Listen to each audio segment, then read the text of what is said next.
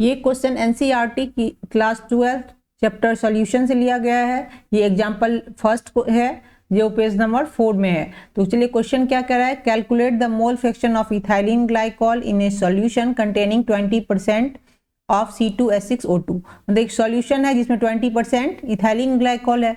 तो 20 suppose total mass मान लेते हैं हम, कितना हो जाएगा सॉल्यूशन का, मास ऑफ सॉल्यूशन आपका हो जाएगा 100 ग्राम।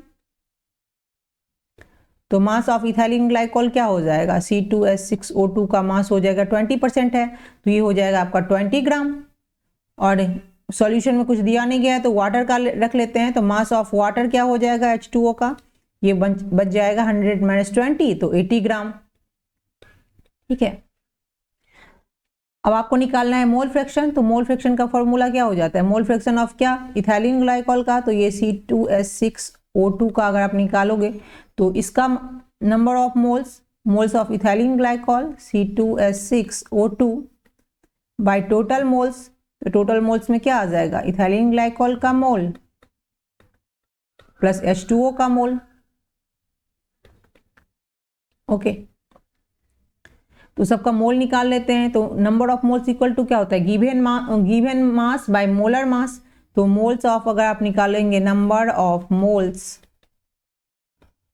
किसका, इथाइलिन ग्लाइकॉल C2H6O2 का, तो इसका गिवन मास कितना दिया गया है 20 ग्राम।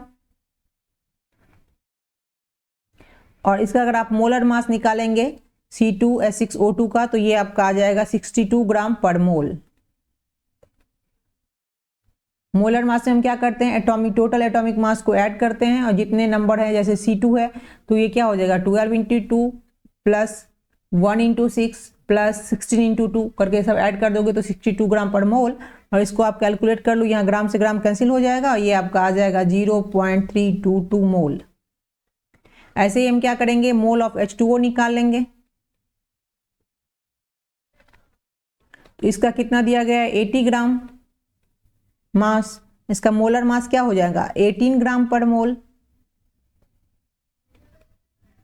और अगर इसको आप कैलकुलेट करो तो ये आपका आ जाएगा 4.44 मोल। ठीक है, अब यही यहाँ पर वैल्यू पुट कर देंगे तो आपका इथाइलिन ग्लाइकॉल का मोल फ्रैक्शन आ जाएगा। तो ये आपका मोल कितना है, इसका है आपका 0.322 मोल। और इसका आ जाएगा टोटल में 0.322 प्लस इसका कितना आया 4.44 मोल।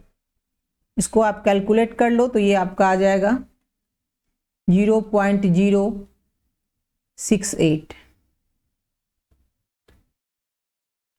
ओके, ये आ गया आपका इथाइलिन ग्लाइकॉल का मोल फ्रैक्शन। या मोल से मोल कैंसिल हो जाएगा। अगर आपको H2O का मोल, इसमें क्या बोल रहा है, calculate the mole fraction ethylene glycol in A solution. और अगर H2O का निकालना हो तो 1 - 0.068 कर देंगे तो आपका वाटर का भी निकल जाएगा। तो this is answer. Thanks for watching.